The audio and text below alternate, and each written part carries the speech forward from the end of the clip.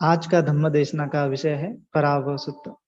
पहले हम पराभव सूत्र का रिसाइटिंग कर लेते हैं, उसके बाद हम उसका अर्थ जो है उसके बारे में चर्चा करेंगे। तो पराभव सूत्र। एवं मे सुतं एकं समयं भगवा सावथियं विहरति जेतवने अनाथपिण्डिकस्य आरामे अथ को अन्यतर देवता अभिकन्ताय रतिया अभिकन्तवर्णा केवलकपं जेतवनं ओभासे त्वा येन भगवा तेनुपसङ्गमी उपसङ्गमित्वा भगवन्तम् अभिवादयित्वा एकमन्तम् अट्ठासि एकमन्तं थिता कोसा देवता भगवन्तं गाथाय अजभासि पराभवन्तं पुरुषं मयं पुच्छाम गौतमं भगवन्तं पुट्टमागम्य किं पराभवतु मुखं सुविजानो भवं होते अविजानो पराभवो धम्मकामो भवं होते धम्मदेशी पराभवो इति हेतं विजानाम पठमो सोपराभवो द्वितीयं भगवा ब्रूहि किं पराभवतु मुखम् असन्तस्सपि यो होति सन्तेन करुते प्रियम् असतं धम्मं रोचेति तं पराभवतु मुखम् इति हेतं विजानाम द्वितीयोऽसो पराभवो तृतीयं भगवा ब्रूहि किं पराभवतु मुखम् निद्राशीली सभाशीली अनुष्ठाता च यो नरो अलसो क्रोधपण्याणो तं पराभवतु मुखम् इति हेतं विजानाम तृतीयोऽसो पराभवो चतुर्थं भगवा ब्रूहि किं पराभवतु मुखम् यो मातरं वा पितरं वा जीर्णकं गतयौवनं पहो सन्तो न भरते तं पराभवतु मुखम् इति हेतं विजानाम चतुर्थोऽसो पराभवो पंचमं भगवा ब्रूहि किं पराभवतु मुखम् यो ब्राह्मणं वा समणं वा अन्यं वापि वाणिपपं मूसावादेन वञ्चेते तं पराभवतु मुखम् इति हेतं विजानाम पंचमोऽसो पराभवो छट्टमं भगवा ब्रूहि किं पराभवतु मुखम् अहूतवित्तो पुरिसो स हिरण्यो स भोजनो एको भुञ्जति साधूनि तं पराभवतु मुखम् इति हेतं विजानाम छट्टमोऽसो पराभवो सप्तमं भगवा ब्रूहि किं पराभवतु मुखम् जाति थद्दो धन थद्दो गोत थद्दो च यो नरो संज्ञातिं अतिमन्यते तं पराभवतु मुखम् इति हेतं विजानाम सप्तमोऽसो पराभवो अट्टमं भगवा ब्रूहि किं पराभवतु मुखम् इति धूतो सुराधूतो अक्खधूतो च यो नरो लब्धं विनाशेति तं पराभवतु मुखम् इति हेतं विजानाम अट्ठमोऽसो पराभवो नवमं भगवा ब्रूहि किं पराभवतु मुखम् सेहि दारेः असन्तुष्टो वेश्यासोपदिशति दिशति परदारेषु तं पराभवतु मुखम् इति हेतं विजानाम नवमोऽसो पराभवो दशमं भगवा ब्रूहि किं पराभवतु मुखम् अतीतयोबनोपोषो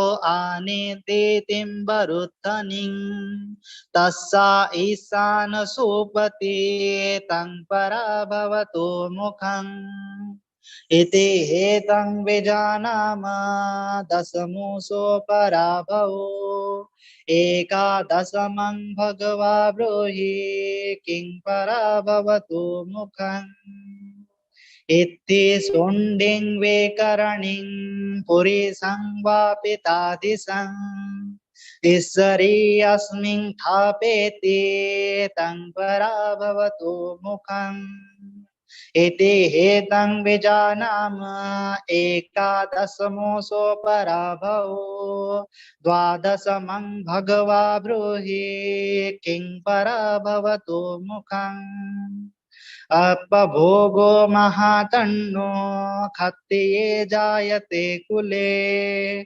शोचराज्यं पत्थयाति तं पराभवतु मुखम् एते पराभवे लोके पंडितो समवेक्षियं हरियो दर्शन संपन्नो सलोकं भजते सेवन्तीति एतेन सच्चवज्जेन सोत्थिते होतु सर्वदा एतेन सच्चवज्जेन सर्वदुःख सर्वभय सर्वरोगो विनाशतु एतेन सच्चवज्जेन होतु ते जयमङ्गलम् साधु साधु साधु। पराभव सूत्र। आज के धम्म देशना का जो विषय है जो कि पराभव सूत्र का एक्सप्लेनेशन है। पराभव सूत्र ठीक अभी अभी मैंने आपने रिसाइटिंग किया है, चैंटिंग की है। तो इस सूत्र का अर्थ ऐसा है कि एक समय में ऐसा सूत्र की स्टार्टिंग ऐसे होती है, एवं में सुतम, ऐसा मैंने सुना।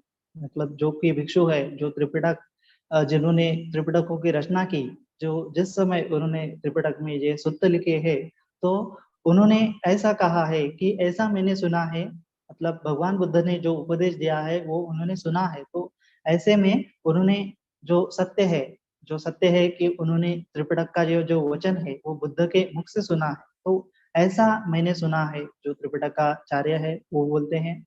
एकं समयं भगवा सावथी, एक समय में भगवा जो है सावस्ती में अनाथ पिंडक जो है उनके जेतवन में विहार करते थे। जो जेतवन अनाथ पिंडक ने भगवान बुद्ध को दान दिया था, उसमें भगवान बुद्ध ने बहुत से वर्षाकाल किए हैं। तो उसमें बहुत सारे उपदेश जो है, भगवान बुद्ध के जो उपदेश है वो जेतवन में ही हमने देखे होंगे। कई सूत्रों में ऐसा लिखा है कि भगवान जो है अनाथ पिंडक के जेतवन में विहार करते थे ना। सावथियं विहरति जेतवने अनाथ पिंडक आरामी। उस समय अथको अन्यंतरा देवता, उस समय एक देवता जो है रात्रि बीतने पर अपने दीप्ति से समस्त जेतवन को अलौकिक कर जहाँ भगवान थे वहां आई। आकर भगवान को अभिवादन कर एक ओर खड़ी हो गई। एक ओर खड़े हो उस देवता ने भगवान से कहा, अवनति की ओर जाने वाले पुरुष के विषय में हम आप गौतम से पूछते हैं। यही पूछने के लिए हम भगवान बुद्ध के पास आए हैं। अवनति के कारण क्या है, अवनति के द्वार क्या है। तब भगवान बुद्ध जो गाथा कहते हैं, वो कहते हैं, सुविजानो भवम होती अविजानो पराभवो, धम्म कामो भवम होती धम्म देसी पराभवो। मतलब जो कोई उन्नतिगामी पुरुष है वो आसानी से जाना जा सकता है। ऐसे ही अवनतिगामी जो पुरुष है, जो अवनति की ओर जा रहा है, उसे भी आसानी से जाना जा सकता है। तथागत कहते हैं, जो धर्म कामी होता है, मतलब जो धर्म कामों में अपना समय व्यतीत करता है, उसकी उन्नति होती है। और धम्म देशी पराभ हो, जो धर्म का द्वेष करता है, देशी यानी कि जो द्वेष करता है धर्म का, उसकी अवनति होती है। तो इस प्रकार अवनति के प्रथम कारण को जान जान लिया भगवान, अवनति के दूसरे कारण को बतलाए। देवता कहती है, इति हेतंग विजानाम पठमो सो पराभव। ये जो है विजानाम, जो है जिसका पराजय होता है, जिसका विजय नहीं होती, उसका हमने जो पहला कारण है वो जान लिया है। अब द्वितीय भगवा ब्रूहि, द्वितीय कारण को जो है भगवान आप स्पष्ट करें कि पराभव किस कारण से आता है, किस द्वार से आता है। तो भगवान आगे बढ़ते हैं और आगे कहते हैं, असंतस्य पियो होन्ति संतेन करुते पियं, असतं धम्मं रोचेति तं पराभवतो मुखं। जिसे दुर्जन व्यक्ति जो है प्रिय है, दुर्जन लोग जो है प्रिय है, सज्जनों से उन्हें कोई प्रेम नहीं करता, सज्जनों से उन्हें कोई प्यार नहीं है, लगाव नहीं है, असत्पुरुषों के धर्म को पसंद करता है, वह उसकी अवनति का द्वार है ना। भगवान बुद्ध जो कहते हैं, वो कहते हैं कि हम अगर सज्जनों का साथ नहीं करेंगे तो हमें जो है इस जन्म में कि इस भाव में जो है हमारे विजय नहीं होंगे, हमारा पराभव होगा। तो भगवान बुद्ध जब कहते हैं कि धम्म जो है, धम्म के मार्ग में जब हमें आगे बढ़ना है, तो धम्म का आचरण करने वाले जो व्यक्ति है वो क्या हो जाते हैं, सुजन हो जाते हैं। और जो धम्म का द्वेष करते हैं वो क्या हो जाते हैं, दुर्जन हो जाते हैं। धम्म माने भगवान बुद्ध ने कहा है महामंगल सूत्र में कि हमारा जो संगति है वो अच्छे लोगों के साथ होनी चाहिए, है ना। माँ में बालो समागमो संत समागमो कुंती यावन निब्बान संति के। मतलब हमें जो बाल बुद्धि के लोग हैं, दुष्ट बुद्धि के लोग हैं, उसकी संगति नहीं करनी चाहिए, ताकि जो संत जन है, जो प्रिय जन है, जो धम्म के मार्ग में गतिमान करने वाले लोग हैं, उनकी संगति ही हमें जो निर्वाण की तरफ ले जाती है। तो अगर हमें इस भव संसार को जीत लेना है, भव संसार को पार करना है, तो हमें धर्म के साथ काम करना पड़ेगा। और धर्म के साथ जो काम करने वाले व्यक्ति है उनके साथ हमें विहार करना पड़ेगा, ना कि जो दुर्जन होते हैं उनके साथ, असत्पुरुष होते हैं उनके साथ हमें व्यवहार नहीं करना चाहिए। उनकी संगति भी हमारे स्वभाव को परिवर्तित कर सकती है, जो कि हमारे पराभव का कारण हो सकता है। तो पराभव माने कि जो हम कुछ चीज करना चाहते हैं, भव भव हम जब देखते हैं पाली में भव शब्द है ना, जो कि प्रतीत्य समुत्पाद में हमने देखा होगा कि तन्ना पचया उपादान, उपादान पचया भव, भव पचया जाति। मतलब तृष्णा के कारण क्या होता है, हमारे मन में एक आसक्ति, उपादान, एक क्लिंगिंग, एक अटैचमेंट आ जाती है। और उस अटैचमेंट के कारण क्या होता है, भव जो है हमारा निर्माण हो जाता है। पहले मानसिक भव होता है, उसके बाद जो है एक वास्तविक भाव जो है निर्माण होता है। भाव यानी बिकमिंग, है ना। हम घट रहे हैं, होने की जो प्रक्रिया है, सफल होने की जो प्रक्रिया है, उसको क्या कहते हैं, विजय कहते हैं। और जो असफल होने की जो प्रक्रिया है उसे क्या कहते हैं, पराभव कहते हैं, है ना। मतलब जो हमने इच्छा की यानी कि एक तृष्णा की, उसकी अभिलाषा की, और उसका जब हमने माइंड में एक विचार कर लिया, कंसेप्ट क्लियर कर लिया कि हमें क्या करना चाहिए, मतलब एक प्लान हमने जो है क्रिएट कर लिया हमारे माइंड में कि हमें जो है ऐसा ऐसा काम करना है। तो एक प्लानिंग हमने हमारे मन में जो है तैयार कर ली है। और ये प्लानिंग क्या कही जाती है, ये कही जाती है भव। ये लेकिन ये क्या है, अभी तक माइंड में ही है ना। ये अभी तक वास्तव जगत में नहीं उतर आया है। तो इस माइंड की संकल्पना को जब हम वास्तविक जगत में उतरेंगे तो ये हमारा भव हो जाएगा। उस भाव में क्या कर लेंगे, हम पूरा कर लेंगे। लेकिन क्या होता है कि जो कुछ भी हम सोचते हैं वो ज्यादातर चीजें व्यवहारिक जगत में या वास्तविक जगत में वो सफल नहीं हो जाती, उससे उस प्लान में हमें क्या मिलती है, असफलता मिलती है। तो ये होता है पराभव, यानी कि जो हम भव की इच्छा कर लेते हैं, भव का जो विचार कर लेते हैं, वो भव हमारे साथ नहीं होता, हम ऐसे नहीं होते, वो बिकमिंग जो है हमारे चाहत के अनुसार नहीं होती। तो यह क्या होगी, वो जो भव है उसका पराभव होगा, मतलब जो हम चाहते हैं वो ना होके कुछ अलग ही भव हमारे साथ घटित हो गया है ना। माने कि जो हमारे मन में जो भाव है उसको हमने साक्षात करने का कोशिश की, प्रयास किए, लेकिन वो जो है उसमें हमें असफलता आ गई। तो असफलता आ गई मतलब कि जो हमारा माइंड में का जो भाव था हम उसको क्रिएट नहीं कर पाए। तो वो जो हमारी असफलता है वो दूसरा ही भाव हमें मतलब उसमें मिल गया है, असफलता मिल गई, यानी मतलब जो हम भाव चाहते हैं उसके व्यतिरिक्त जो भाव है वो हमें मिल गया, पराभव। परा यानी अतिरिक्त भाव, जो दूसरा भाव है यानी दूसरे जो बिगिनिंग है वो हमारे साथ घट गई है, ना कि जो हम चाहते थे वो घट गया है। तो इस प्रकार भगवान बुद्ध ने जब ये पराभव सूत्र कहा है, तो उस पराभव सूत्र में भगवान बुद्ध ने ना कि हमारे जो दैनंदिन टास्क है उसके बारे में, हमें सफलता कैसे मिलेगी इसके बारे में भी नहीं कहा है, अपितु जो लोकोत्तर मार्ग है, यानी कि मृत्यु के बाद भी जब हमें कोई भव मिलेगा, उसके बाद हमारी जाति होगी, उसके बाद जरा मरण और जो हो जाएगा, जो प्रतीत समुद्र की जो साइकिल है वो कंप्लीट हो जाएगी। तो दूसरा जब हमारा पुनर्जन्म होगा, पुनर्भव होगा, तो वो पुनर्भव भी उसमें क्या होगा, जो हम चाहेंगे वो नहीं होगा, है ना। माने कि मुझे अगले जन्म में मॉन्क बनना है, लेकिन क्या होगा कि अगर मैं धर्म का पालन नहीं करूंगा तो दूसरे जन्म में निश्चित है मैं मॉन्क नहीं बनूंगा, क्योंकि मॉन्क बनने की जो प्रक्रिया है उसके लिए मुझे शील पालन करना पड़ेगा, समाधि का अभ्यास करना पड़ेगा, और प्रज्ञा की भावना करनी पड़ेगी। ये निरंतर प्रयास करते करते जब मुझे मृत्यु आ जाएगी, तब जाके मैं दूसरे जन्म में भी ये चिवर में ही जन्म धारण करूंगा, या जन्म धारण करने के बाद मुझे चिवर मिल जाएगा। तो ये कर्म नियम के साथ जो है हमारी बिकमिंग होती है ना। ऐसा नहीं है कि हमने जो ठान ली या मतलब हमने जो चाह लिया वो घटित हो गया, ऐसा नहीं है। उसके पीछे कोई तो भी कारण होते हैं कि उसको घटित करने में हमारे कुछ परेशानी आती है, माने कुछ तकलीफें आती है, कोई प्रॉब्लम उसके बीच में आ जाती है, तो हमारा जो विचार है वो वास्तविकता में नहीं उतर पाता, हमारा जो माइंड की बिकमिंग है वो रियलिटी की बिकमिंग नहीं हो जाती। तो यही पराभव है ना। कोई दूसरा ही हम जो इच्छा चाहते हैं उसके व्यतिरिक्त ही हमें जो है रियलिटी का सामना करना पड़ता है। तो इसी को ही पराभव कहा गया है। तो लोग मतलब जो परलोक है, यानी कि इस मनुष्य जन्म के बाद या फिर इस जन्म के बाद जब हम दूसरा लोक ग्रहण करेंगे, उसके बाद जब हमें उस जगत में भी क्या होगा, सफलता या फिर असफलता या सुगति या फिर दुर्गति मिल सकती है। तो सुगति मिलना क्या होगा, हमारा भाव में जो हमने अभिलाषा की वो हमारी पूरी हो गई, या फिर भाव में जिस भाव में हमें जाना था, देवता लोक में जाना था, उस भाव की कामना जो है हमारी पूरी हो गई, उसके लिए हमने राइट एफर्ट्स जो है उसमें डाले, और प्रयास करने के बाद जो है उस हम भाव को प्राप्त कर लिया।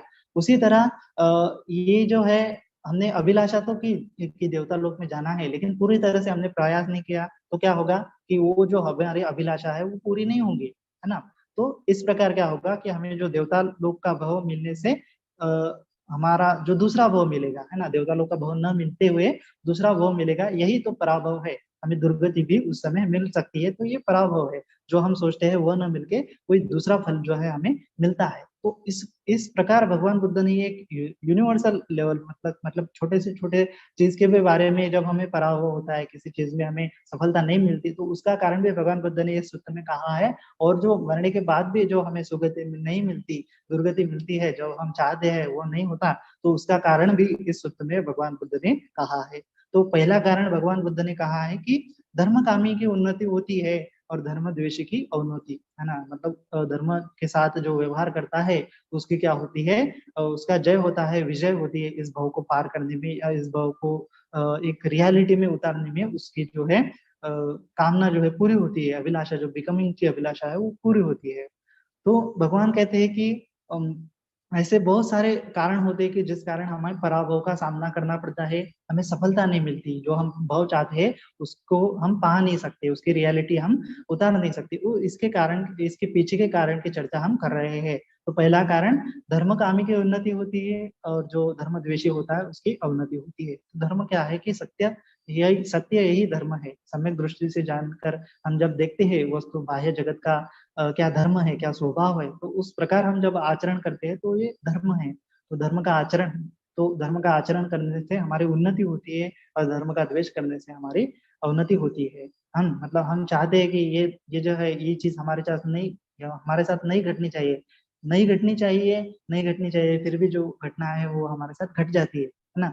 मतलब कि अगर समझो कि बारिश का मौसम है और हम आज बहुत व्हाइट ड्रेस हमने परिधान कर लिया है और हमारी अभिलाषा यह है कि बारिश में अब बादल कोई नहीं है और बारिश नहीं आनी चाहिए, तो निश्चित ही हमने बारिश का धर्म को नहीं समझा है ना, बारिश के व्यवहार को नहीं समझा है, बारिश के स्वभाव को नहीं समझा है। तो हमारी अभिलाषा है कि बारिश नहीं होनी चाहिए, किंतु जब हम बाहर जाते हैं थोड़ी देर बाद में बारिश हो जानी शुरू हो जाती है, तो ये जो है हमारी अभिलाषा पूरी नहीं हुई। इसका कारण क्या है कि हम धर्म को नहीं समझे, बारिश के धर्म को नहीं समझे, व्यवहार इस जगत के धर्म को नहीं समझे। तो हाँ, इस जगत के जो कोई नियम है उसको न समझते हुए हम जब विचार कर लेते हैं, अभिलाषा कर लेते हैं, तो वो हमारी अभिलाषा पूरी नहीं होती, उसमें जो है हमारा पराभव का सामना हमें करना पड़ता है ना। मतलब कि मेरी मेंटल जो भाव था वो क्या था कि बारिश नहीं होनी चाहिए, लेकिन बारिश हुई तो ये पराभव हुआ ना। तो इस प्रकार जब हम धर्म के साथ आचरण करेंगे तो इस प्रकार की दिक्कतें हमारे साथ नहीं आ जाएगी, है ना। हमें पता होगा कि वस्तुओं का स्वभाव क्या है, व्यक्तियों का स्वभाव क्या है, परिस्थितियों का स्वभाव क्या है, तो उस प्रकार हम आचरण करेंगे तो हमें निश्चित ही पराभव का सामना नहीं करना पड़ेगा, उसमें हमारी विजय होगी। उसके बाद जब हम देखते हैं कि दूसरा कारण भगवान बुद्ध ने कहा है कि दुर्जन व्यक्ति के साथ सहवास करना, दुर्जन ये असत्पुरुष जो व्यक्ति है उनके साथ उसकी उनके साथ का पसंद पसंद करना, तो ये भी अवनति का द्वार है, अवनति का मुख है। तो ये अवनति का दूसरा कारण हमने जान लिया है भगवान, अब तीसरे कारण का द्वार जो है अवनति के द्वार को हमें बतलाए। तो भगवान कहते हैं, निद्दासेली सभासेली, निद्दासेली सभासेली अनुठाताचयोनरो अलसो कोदपन्याणो तंग पराभवतो मुखम। मतलब कि जो व्यक्ति निद्दासेली, निद्राशील है, सभाशील जो मतलब माने कि सभा अलग अलग की अलग अलग तरह की सभाएं होती है, उसको पसंद करता है, कि उसको लगता है कि मेरी जो सभा है उसमें ज्यादा से ज्यादा लोग जुड़े, ज्यादा से ज्यादा लोग मुझे पसंद करें। ये जो सभा शैली का भाव होता है कि एक क्रेविंग होती है, कि आसक्ति का भाव होता है, एक पद प्रतिष्ठा का जो भाव होता है, तो वो क्या होता है, हमारे अवनति का कारण होता है ना। निद्रा शैली, जो व्यक्ति निद्रा शैली स्वभाव में मस्त रहने वाला और परिश्रम न करने वाला, है ना, अनिठाता अनुठाता से योनरो, परिश्रम न करने वाला, आलसो क्रोध पण्यानो तंग पराभूतो मुखा, आलसी और क्रोधी व्यक्ति है उसकी अवनति का कारण हो जाता है। जो आलस्य है, निद्रा है, स्वभाव में व्यस्त रहना है, परिश्रम न करना है, यह क्या होता है, पराभव का कारण होता है। हमें जो सफलता चाहिए तो हमें क्या करना चाहिए था, परिश्रम करना होता है ना। सतत जो है हमारे काम को जो है पूरा करने के लिए हमें व्यस्त रहना होता है, हमारा गोल कोई और है और हम सभाओं में जुड़े हैं, निद्रा में जुड़े हैं, परिश्रम नहीं करने हैं, आलसी है, क्रोधी हो जाते हैं, तो हम हमारे जो गोल है, हमारा जो एक जीवन का लक्ष्य है, उसको उस पर चलने के लिए हमें बाधा उत्पन्न होती है और उस बाधा के द्वारा हमें पराभव का सामना करना पड़ता है। अगर हम जो है काम करने में रत रहे और क्रोधी न होकर, आलसी न होकर निरंतर उद्योग करते रहे, तो क्या होगा, उस समय हमें पराभव का सामना नहीं करना पड़ेगा, उस समय हमें निश्चित ही जो हमारा लक्ष्य है उस पर चलते हुए हमें सफलता हासिल होगी। तो इस प्रकार अवनति के तीसरे कारण को भगवान हमने जान लिया है। भगवान अब अवनति के चौथे द्वार को बतला है, ये जो देवता है भगवान बुद्ध को कह रही है। तो उसके बाद भगवान बुद्ध कहते हैं, यो मातरं वा पितरं वा जीर्णकं गतयो बनन बहु संतो न भरति तंग पराभवतो मुखम। मतलब कि जो असमर्थ होने पर भी अपने बूढ़े माता पिता या माता पिता का भरण पोषण नहीं करता है, वह उसकी अवनति का कारण होता है। मतलब कि जो जो भी हमारे साथ इस उदाहरण में हम जानेंगे कि माता पिता जो है हमारे बूढ़े हो जाने के बाद उसको उन्होंने हमारे जीवन भर हमें पाल पोस कर बड़ा किया, उनके अनंत उपकार हमारे ऊपर है, किंतु हम क्या करते हैं, वो बूढ़े हो जाने के बाद उनको नहीं संभालते। तो भगवान बुद्ध कहते हैं कि जो कोई भी व्यक्ति सक्षम है किंतु अपने बूढ़े माँ बाप को नहीं भरण पोषण नहीं करता, उनको संभालता नहीं, तो ये उसके अवनति का कारण होता है ना, ये उसके पराभव का कारण होता है। तो इस उदाहरण से हमें यह पता चलता है कि जो कोई व्यक्ति हमारे ऊपर क्या करता है, उपकार करता है, तो उस उपकार का जो है हमें उसकी कृतज्ञता होनी चाहिए, है ना। मतलब उसका ग्रेटिट्यूड भाव होना चाहिए कि इस व्यक्ति ने मेरा भला किया, इस व्यक्ति ने मेरे साथ अच्छे अच्छे कर्म किए, मुझे इस प्रकार की मदद की, तो इसका जो कृतज्ञता है, कृतज्ञता का जो भाव है वो हमारे अंदर होना चाहिए। तभी जाकर क्या होगा कि हमें उस किसी चीज में जो है सफलता का जो है पराभव का सामना नहीं करना पड़ेगा और उस चीज में सफलता हासिल होगी। ये ग्रेटिट्यूड जो है, ग्रेटिट्यूड की जो भावना है बहुत इंपॉर्टेंट है। आजकल हम देखते हैं कि ये जो ग्रेटिट्यूड है, मतलब जो साइकोलॉजिकल रिसर्च हुए उसके द्वारा हमें पता चल गया है कि जो व्यक्ति ग्रेटिट्यूड का पालन करते हैं सुबह शाम, जिस जिस व्यक्ति ने हमारे साथ कुशल कर्म किए, हमें मदद की, उसके प्रति जो सद्भावना व्यक्त करता है, कृतज्ञता का भाव व्यक्त करता है, ग्रेटिट्यूड की भावना व्यक्त करता है, उस व्यक्ति का जो इमोशनल इंटेलिजेंस है वो बढ़ता हुआ दिखाई देता है। उस व्यक्ति की मानसिक स्थिति है जो है वो शांत दिखाई देनी पड़ती है ना। जब चित्त ग्रेटिट्यूड की भावना जब हमारे मन में आती है तो अपने आप चित्त जो है शांत हो जाता है, चित्त के अनेक जो विकार है वो दूर हो जाते हैं, है ना। तो ये ग्रेटिट्यूड की भाव जो है हमें नैराश्य या फिर अनेक जो साइकोलॉजिकल डिसीज है उससे बाहर करने के लिए भी प्रेरित करती है। ऐसे साइकोलॉजिकल रिसर्च जो है सामने आए हैं। तो हमारे अंदर जो है कृतज्ञता का भाव है ना, भगवान बुद्ध कहते हैं महामंगल सूत्र में, गारभूत निमातोस संतुष्टित कृतज्ञता, है ना, कि हमें क्या होना चाहिए, शांत होना चाहिए, संतुष्ट होना चाहिए और कृतज्ञता का भाव हमारे अंदर होना चाहिए। ग्रेटिट्यूड की भावना जो है हमारे अंदर होनी चाहिए। ये क्या है, एतम मंगलम उत्तम, इस प्रकार भगवान बुद्ध ने कहा कि ये उत्तम मंगल है। ये उत्तम मंगल इसी कारण है कि ये हमारे चित्त को शांत करते हैं, शुद्ध करते हैं, है ना। और शांति से शांत चित्त से जब हम कोई काम को हाथ में लेते हैं तो उसमें हमें सफलता मिलेगी ही मिलेगी। किंतु जब हमारा चित्त अशांत होता है तो क्या होगा कि हमें पराभव का सामना करना पड़ेगा। और सबसे बड़े उपकार हमारे इस जीवन में तो हमारे माता पिता के ही होते हैं। अगर जो व्यक्ति हमारे अपने माता पिता का जो है उसके प्रति कृतज्ञता नहीं भाव व्यक्त नहीं करता, तो वो संसार के किसी भी प्राणी के प्रति कृतज्ञता भाव व्यक्त नहीं कर सकता।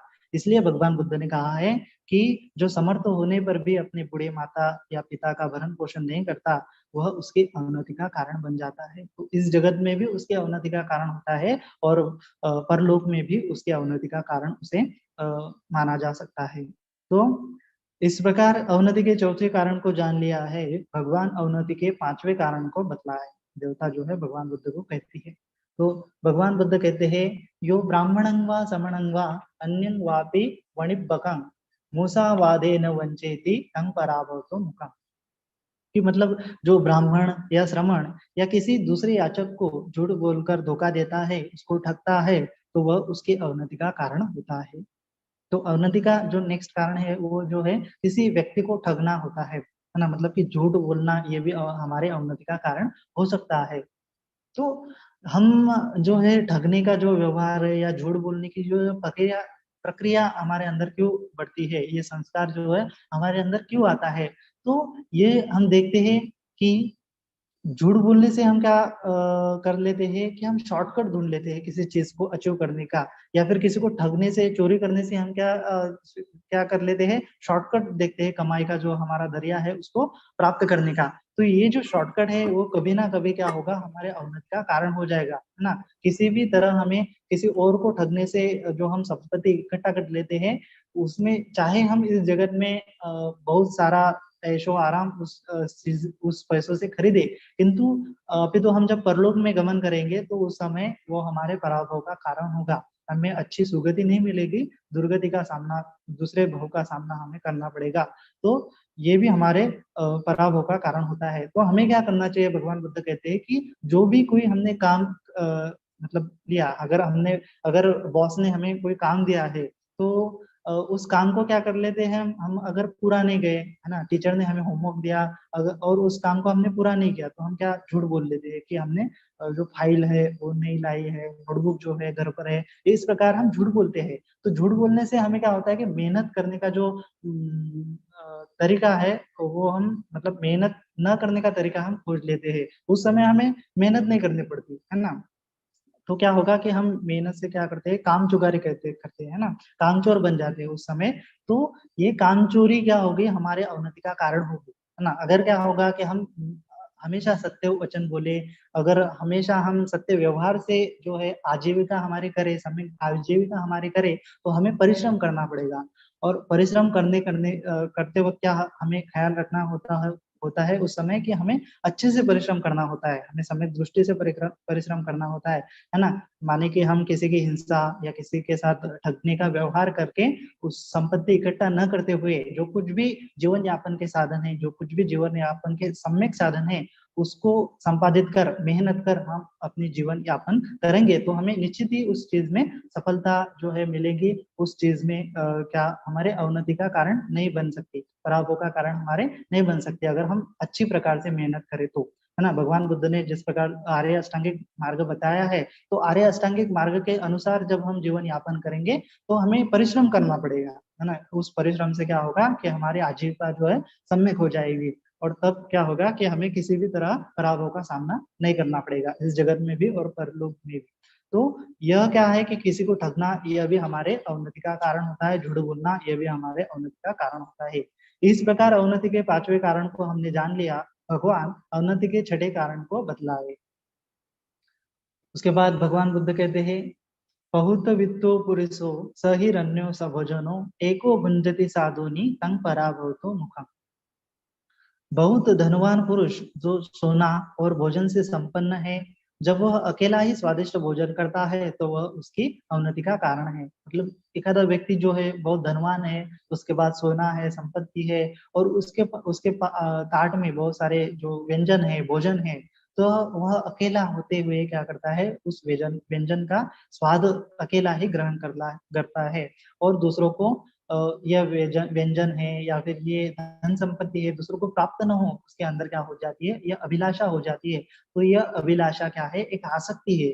ये आसक्ति ही हमारे अवनति का कारण बनती है ना। भगवान बुद्ध कहते हैं कि हमें अकेले जो कुछ भी हमने धन संपत्ति इकट्ठा कर ली है, जो कुछ भी व्यंजन हमने इकट्ठा कर लिया है, और उसमें भी हम भोक्ता भाव रखे, है ना, कि ये जो चीज है मुझे ही मिलनी चाहिए, अन्य किसी लोगों को नहीं मिलनी चाहिए, ऐसा जो भाव है, ऐसी जो आसक्ति की भाव है ना, ये जो तृष्णा है, ये तृष्णा ही हमारे अवनति का कारण बनती है। अगर हमारे मन में तृष्णा नहीं है, अगर हम दान पुण्य करते हैं, किसी और को जो है भोजन खिलाते हैं, हमें जो मतलब प्राप्त हुआ, हमें जो धन संपत्ति प्राप्त हुई, है ना, सम्यक मार्ग से भी चलकर क्यों ना हमें वो धन संपत्ति प्राप्त हुई, परिश्रम करते हुए भी क्यों ना हमें वो धन संपत्ति प्राप्त हुई, किंतु वो धन संपत्ति हमें मिल बांट कर खानी चाहिए, मिल बांट कर उसको क्या करना चाहिए, उस धन संपत्ति का उपयोग करना चाहिए, है ना। अगर हम स्वार्थ के लिए उस धन संपत्ति का उपयोग करें तो यह तृष्णा का कारण है, यह हमारे पराभव का भी कारण हो जाता है।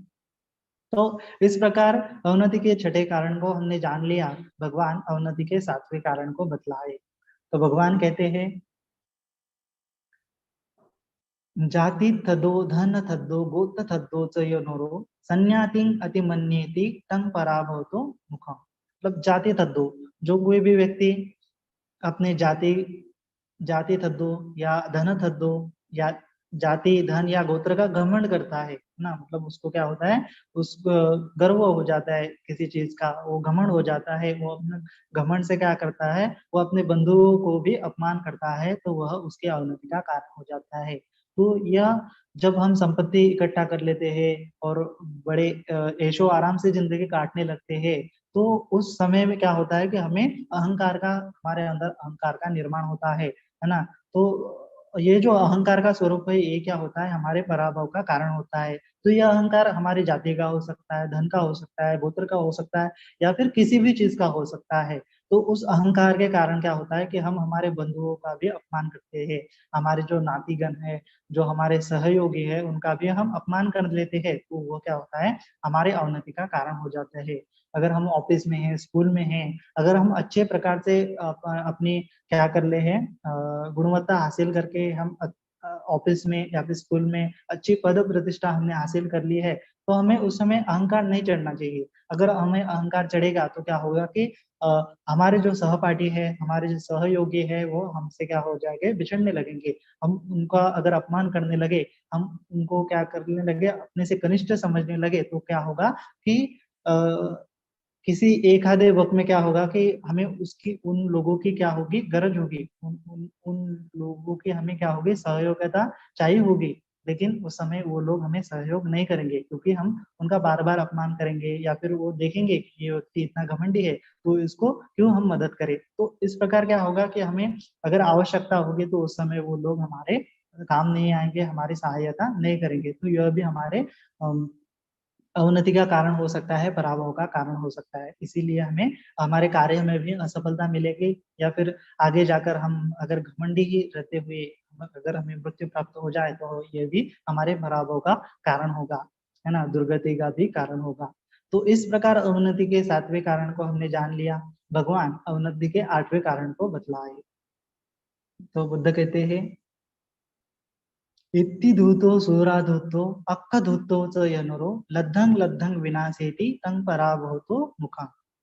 जो व्यक्ति स्त्रियों के पीछे पड़ा रहता है, शराबी और जुआड़ी होता है, वह प्राप्त धन को नष्ट कर लेता है, वह उसकी अवनति का कारण बन जाता है। मतलब कि जो कुछ भी स्त्रियों के पीछे पड़ जाता है, शराबी या जुआड़ी होता है, तो वो ये सब करते हुए क्या होगा कि अपने जो धन संपत्ति इकट्ठा कर ली है, या फिर जो धन संपत्ति हमारे पास है, उसको क्या करेगा, धीरे धीरे लद्धंग लद्धंग विनाशेति, धीरे धीरे वो उसके पास से खत्म हो जाएगी। तो यह भी उसके अवनति का कारण बन जाएगा।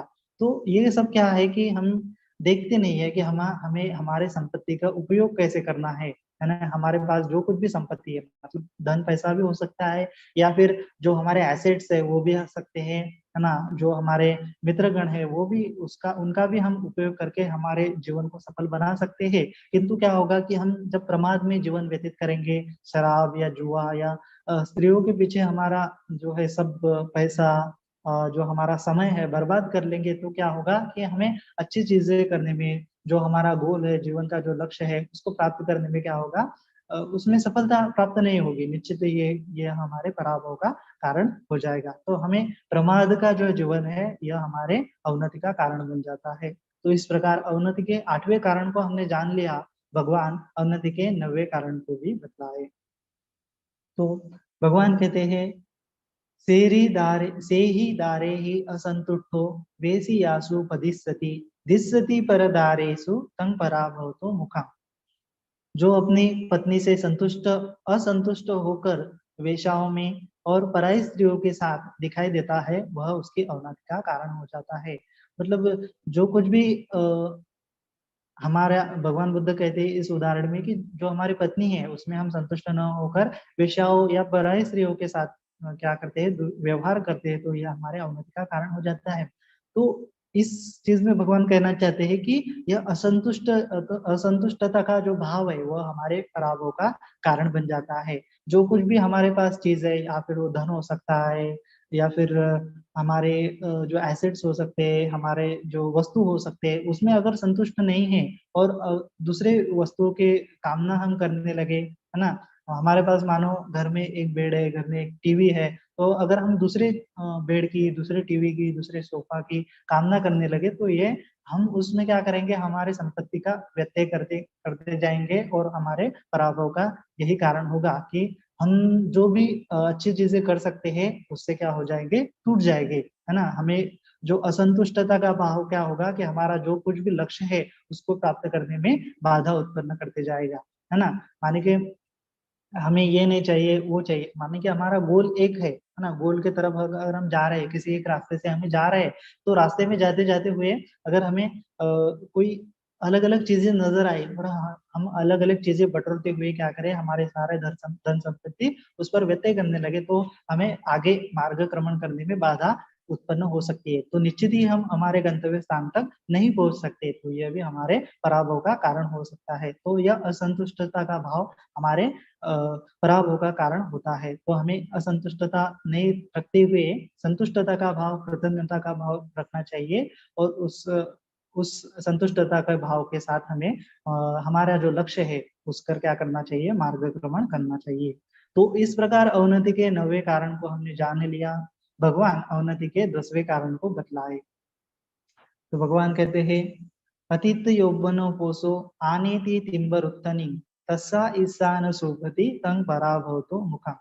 मतलब जब कोई बूढ़ा आदमी जब किशोरी स्त्री को ब्याह कर लेता है, तो उसकी ईर्ष्या के कारण वो सो नहीं पाता, तो वह उसकी अवनति का कारण बन जाता है ना। मतलब ये क्या है, भगवान बुद्ध कहते हैं कि बूढ़ा, हम देखते हैं कि समाज में जो कुछ भी बूढ़े अमीर व्यक्ति होते हैं, वो क्या करते हैं कि कन्याओं के साथ ब्याह कराते हैं, अपनी समवयस्क के स्त्रियों के साथ ब्याह नहीं रचते।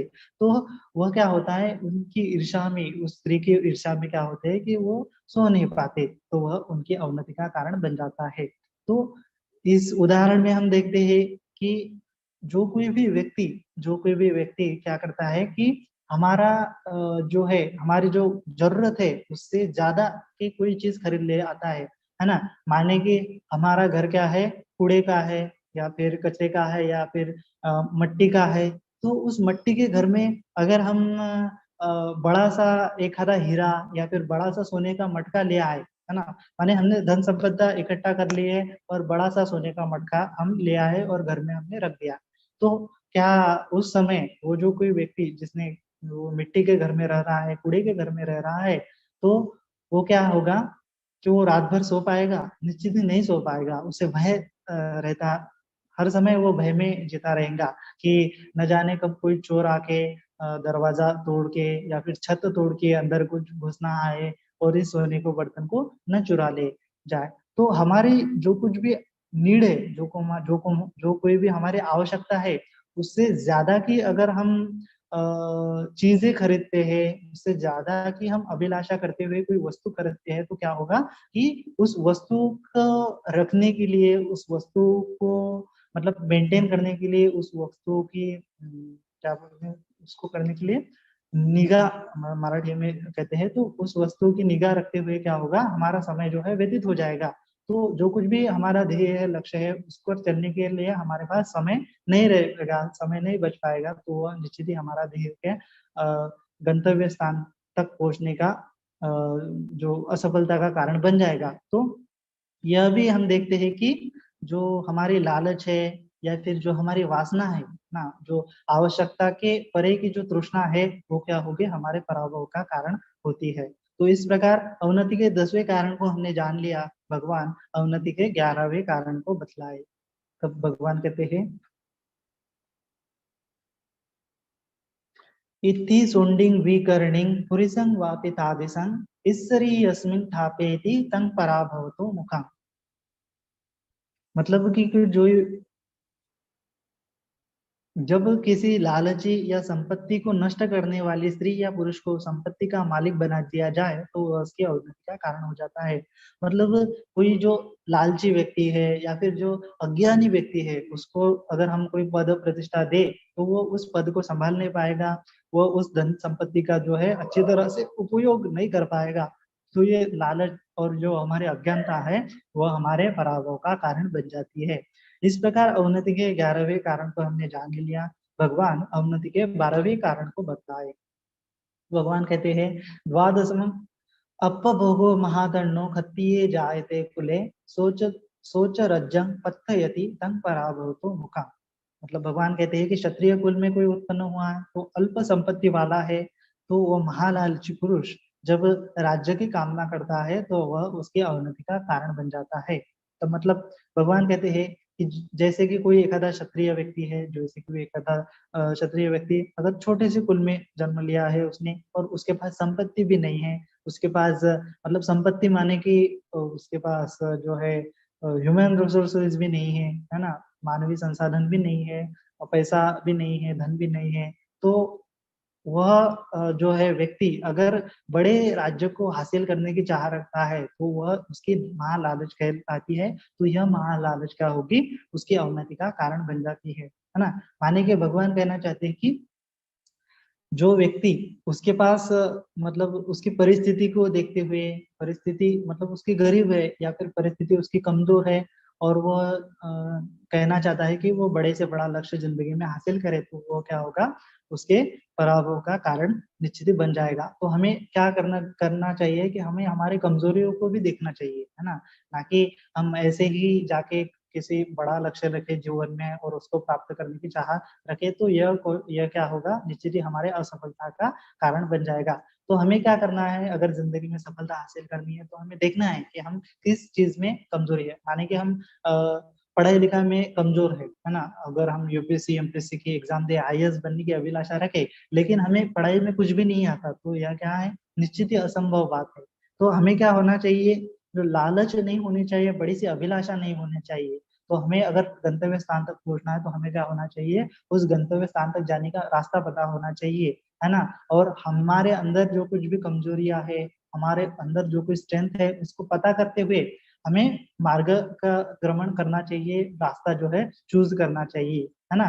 माने कि कोई व्यक्ति की इच्छा है, वो अगर म्यूजिक बजाने में अच्छा व्यक्ति है और उसको हम क्या कर दें कि बड़े बड़े पत्थर तोड़ने का काम दे, है ना। कोई आर्टिस्ट है, उसको बड़े बड़े पत्थर तोड़ने का काम दे, तो निश्चित वो काम नहीं कर पाएगा, है ना। उसकी एबिलिटी अलग है ना, उसकी कमजोरियां अलग है, और उसका जो गंतव्य स्थान है वो अलग है, उसका जो मतलब ध्येय है जीवन में, जो कुछ भी उद्देश्य है वो अलग है। वो बड़े से उद्देश्य की कामना करना चाहता है तो क्या होगा, निश्चित ही उसमें पराभव हासिल कर पाएगा। तो हमें क्या करना होगा कि हमारे अंदर जब कमजोरी है तो उस कमजोरियों को भी हमें नजरअंदाज नहीं करना है, उसको देखना है। और ठीक है, हमने अगर बड़े से बड़े ध्येय की अभिलाषा की है तो उस ध्येय पर चलने के लिए जो कुछ भी मार्ग है, उस मार्ग पर क्या होना चाहिए, हमें पूरी तरह से परिपक्व होना चाहिए, हमारे माइंड के द्वारा पूरे परिपक्व होना चाहिए, हमें हमारे स्किल्स के द्वारा, कौशल्य के द्वारा हमें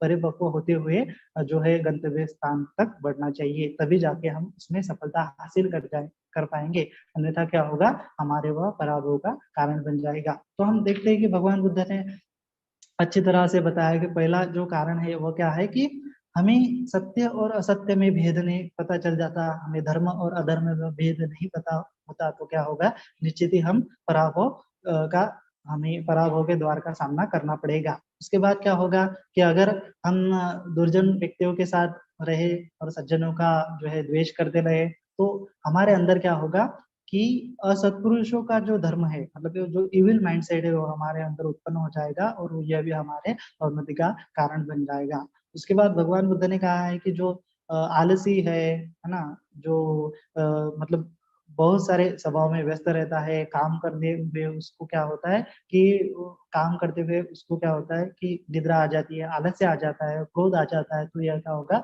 उसके पराभव का कारण हो जाएगा। तो हमें क्या करना चाहिए, अच्छी तरह से देखते हुए क्या होगा, उद्योगी रहना चाहिए, है ना। भगवान बुद्ध ने कहा है कि हमें अप्रमाद से जीवन जीना चाहिए, है ना। वह धम्मा संखारा अपमादेन संपादित, यह भगवान बुद्ध का जो लास्ट वचन है, तो अंतिम वचन है, तो उसमें भगवान बुद्ध ने कहा है कि हमें अप्रमाद से जीवन गुजारते हैं तो हमें पराभव का सामना नहीं करना पड़ेगा। लेकिन जब हम प्रमाद में रहे, है ना, हमारा ध्येय कोई और है और हम किसी और चीज में क्या है, हमारा समय व्यतीत कर रहे हैं, तो यह हमारे पराभव का कारण बन जाता है। तो यह हमारे अवनति का तीसरा कारण है। उसके बाद भगवान बुद्ध कहते हैं कि ग्रैटिट्यूड की भावना नहीं है तो वह हमारा अवनति का चौथा कारण है ना। माता पिता को जो हमारे ऊपर अनंत उपकार करते हैं, उनका भी अगर हम भरण पोषण न कर पाए तो यह निश्चित ही हमारे अवनति का कारण बन जाता है। उसके बाद जो ब्राह्मण श्रमण या फिर याचक है, कोई भी अच्छे से व्यवहार करने वाला व्यक्ति है, उसको अगर हम ठग लेते हैं, उसके साथ झूठ बोलते हैं, तो वह निश्चित ही हमारे अवनति का पांचवा कारण बन जाता है। उसके बाद भगवान बुद्ध कहते हैं कि हम बहुत सारा धन हमने इकट्ठा कर लिया, बहुत सारा व्यंजन हमने इकट्ठा कर लिया, तो अगर हम उनका अकेले ही सेवन करें तो यह आसक्ति की भावना जो है वह हमारे पराभव का कारण बन जाती है। तो यह पराभव का सातवां कारण है। उसके बाद कहते हैं तथागत की जो जाति धन और गोत्र का घमंड करता है, वो जो अहंकार है, उसके अवनति का सातवां कारण भगवान बुद्ध ने बतलाया है। उसके बाद भगवान बुद्ध कहते हैं कि जो स्त्रियों के पीछे पड़ा रहता है, शराबी है, जुआड़ी है, प्रमाद में जीवन व्यतीत करता है, तो वह उसके पराभव का आठवां कारण बन जाता है। उसके बाद भगवान बुद्ध ने कहा कि असंतुष्टता का जो भाव है ना, अनसेटिस्फैक्टरी जो नेस है, उसको क्या है, वो हमारे पराभव का कारण बन जाता है। तो हमें क्या होना चाहिए, निश्चित भी संतुष्टता का भाव, सेटिस्फैक्टरीनेस हमारे अंदर बढ़ानी चाहिए, ग्रेटिट्यूड की भावना हमारे अंदर बढ़ानी चाहिए, तब जाके हमें सफलता प्राप्त होगी। तो और पराभव के 10वें कारण को बताते हुए तथागत कहते हैं कि हमारे अंदर जो वासना होती है, तो वह वासना मतलब जो हमारे नीड है, उस नीड से परे अगर कोई हम व्यक्ति, वस्तु या परिस्थिति का निर्माण करते हैं, तो वो निश्चित ही हमारे पराभव का कारण बन जाएगा, क्योंकि वो जो नीड नहीं है ना हमारी, और जो आसक वासना से हमने किसी चीज को खरीद लिया है, तो उसको संभालते संभालते हमें पूरा जो समय है व्यतीत करना पड़ेगा, तो इससे निश्चित ही हमारा पराभव का सामना करना पड़ेगा। तो यह पराभव का 10वां कारण है। उसके बाद भगवान बुद्ध ने कहा है कि ये जो अज्ञान है या फिर जो लालच है, ये क्या होगा, लालच से क्या होगा कि हम किसी लालची व्यक्ति को अगर संपत्ति दे दे, तो वो उस संपत्ति को अच्छे से संभाल नहीं पाएगा, उस पद को अच्छे से संभाल नहीं पाएगा। तो यह उस अज्ञान के कारण, लालच के कारण उसका पराभव हो जाएगा। तो यह पराभव का 11वां कारण भगवान बुद्ध ने कहा है। और उसके बाद भगवान बुद्ध ने कहा है कि जो दिवा स्वप्न हम कहते हैं, महालालच की जो भावना हमारे अंदर उत्पन्न हो जाती है, हम हमारी परिस्थिति को मद्देनजर न रखते हुए हम ऊंचे ऊंचे सपनों की अभिलाषा करती है, तो वह सपना निश्चित ही हमारे पूरे नहीं होंगे, हमें पराभव का सामना करना पड़ेगा। तो यह भगवान बुद्ध ने क्या कहे हैं, 12 जो है पराभव के कारण बताए है। तो भगवान बुद्ध कहते हैं कि एते पराभवे लोके पंडितो समवेक्कियं हरियो दर्शन संपन्नो स लोकं भजते सीवन्तीति। संसार में इतनी अवनति के कारण को भले प्रकार जानकर आर्य दर्शन से युक्त बुद्धिमान व्यक्ति स्वर्गलोक को प्राप्त कर लेता है।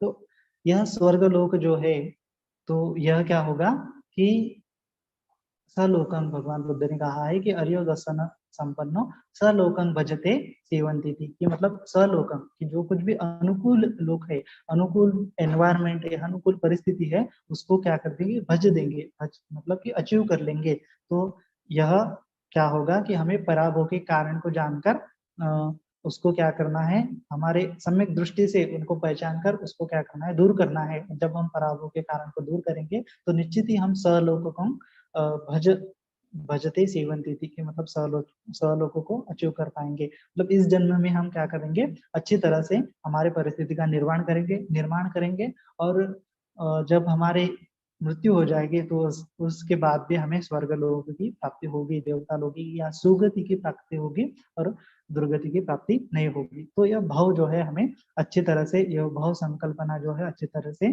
समझ में आनी चाहिए, कि जो भी बिकमिंग है वो हमारे माइंड में पहले आ जाती है, उसके बाद जाति, है ना, जाति आ जाने के बाद उसमें भी बिकमिंग हो जाती है। जाति यानी कि जो जन्म है, किसी चीज का निर्माण है, वो उसको क्या कहा गया, भगवान बुद्ध ने जाति कहा है। तो वो किस चीज का निर्माण जो है वो कब होगा, कि जब हम उसको अच्छी तरह से मतलब हमारे माइंड के जो विचार है वो रियलिटी में कब उतरेंगे, जब हम उसको अच्छी तरह से परिश्रम करेंगे, है ना। भगवान बुद्ध ने कहा है कि हमें सम्यक दृष्टि, सम्यक संकल्प और सम्यक व्यायाम, भगवान बुद्ध ने कहा है कि ये 3 चीजें हमें देखनी चाहिए। भगवान बुद्ध बार बार कहते हैं कि हमें सम्यक दृष्टि चाहिए, कि हमें ज्ञान चाहिए जीवन में आगे बढ़ने के लिए, हमें सम्यक संकल्प करना होना चाहिए, कि सम्यक संकल्प माने कि हमें ठान लेना चाहिए कि हम, हमारा जो गंतव्य यह है, और उसको हमें इस प्रकार से मार्गक्रमण करना है। तो वो संकल्प हमने जब किया है, तो हम बाहरी जो कुछ भी चीजें हैं, जो हमारे लालच उत्पन्न करने वाली चीजें है, ऐशो आराम की चीजें है, उसको क्या करेंगे, हम उसमें आसक्त नहीं हो जाएंगे। तो हमें संकल्प करते हुए जो है परिश्रम करना है, राइट एफर्ट्स, भगवान बुद्ध ने कहा है, सम्यक व्यायाम हो, तथागत ने कहा है कि हमें निरंतर प्रयास करना पड़ेगा। और जब हम प्रयास करेंगे, तो निश्चित ही हमें उसमें सफलता हासिल होगी। तो ये प्रयास कैसे करना है, तो हमें सम्यक दृष्टि और सम्यक संकल्प को, सम्यक संकल्प, राइट रिजॉल्व और राइट व्यू से क्या करना है, राइट एफर्ट्स जो है लगाने हैं, तो निश्चित ही हमें इस लोक में सहलोकों को हम प्राप्त कर पाएंगे और मरने के बाद भी हम स्वर्ग लोक या सुगति को प्राप्त कर पाएंगे। तो यह हमारे पराभव का सामना हमें करना नहीं पड़ेगा, है ना। तो इस प्रकार ये जो 12 पराभव के कारण हमने आज जान लिए है, उस कारण को हमें अच्छे तरह से ग्रहण कर लेना चाहिए, उसको दूर करना चाहिए, सम्यक दृष्टि से दूर करना चाहिए। सम्यक संकल्प करते हुए हमें सम्यक आजीविका जो भगवान बुद्ध ने कही है तो उस पर क्या करना चाहिए, मार्गक्रमण करना चाहिए। और सम्यक आजीविका जब हम करते हैं तो निश्चित ही हम अच्छी तरह से पूरे जो आर्य अष्टांगिक मार्ग में से पूरे जो मार्ग है, 7 जो कड़िया है, 7 जो तत्व है, उसको क्या कर लेते हैं, पूरी तरह से अपने अंदर उतार लेते हैं। जब सम्यक आजीविका हमारे अच्छी तरह से हो जाएगी तो निश्चित ही इस लोक में हमें पराभव का सामना नहीं करना पड़ेगा। और जब मृत्यु के बाद भी दूसरा लोक आ जाएगा तो उसमें भी पराभव का सामना नहीं करना पड़ेगा। तो यह भगवान बुद्ध का धर्म है। तो उसमें अच्छी तरह से जो कारण मीमांसा कही गई है ना, कॉज एंड इफेक्ट्स का जो अच्छी तरह से भगवान बुद्ध ने क्या कहा है, विश्लेषण किया है, तो उसको हमने अच्छे से ग्रहण करना चाहिए, जीवन में उतारना चाहिए और हमारा भी कल्याण करना चाहिए और इतर लोगों का भी कल्याण करते हुए हमारा जीवन व्यतीत करना चाहिए। आज के लिए इतना ही। सबका मंगल हो, सबके स्वास्थ्य मुक्ति हो। भवतु सब मंगल, भवतु सब मंगल, भवतु सब मंगल। जी, आपको याचना करता हूँ कि आप पुण्यानुमोदन गाथा लेकर आशीर्वाद दीजिए और हम फिर क्षमा याचना करेंगे। ठीक। साधु साधु साधु, दुख पताचनी दुखा, भय पताचनी भया, शोक पताचनी शोका, हुन्तु सब्बेऽपि पाणिनो, एतावता च तुम्मेहि अम्मेहि सम्पदं पुण्यसम्पदं, सब्बे देवा अनुमोदन्तु सब संपत्ति सिद्धिया, दानं ददन्तु श्रद्धाय, शीलं रक्षन्तु सर्वदा, भावनाभिरता हुन्तु, गच्छन्तु देवता गता, सब्बे बुद्धा बलवता, पच्चिकानं च यं बलम्, अरहन्तानं च तेजेन, रक्षं बन्धामि सर्वसो, आकाशठा च भूमठा, देवानागामहेदिका, पुण्यं तं अनुमोदित्वा, चिरं रक्षन्तु बुद्धशासनं, चिरं रक्षन्तु धम्मदेशनं, चिरं रक्षन्तु त्वं परन्ति। साधु साधु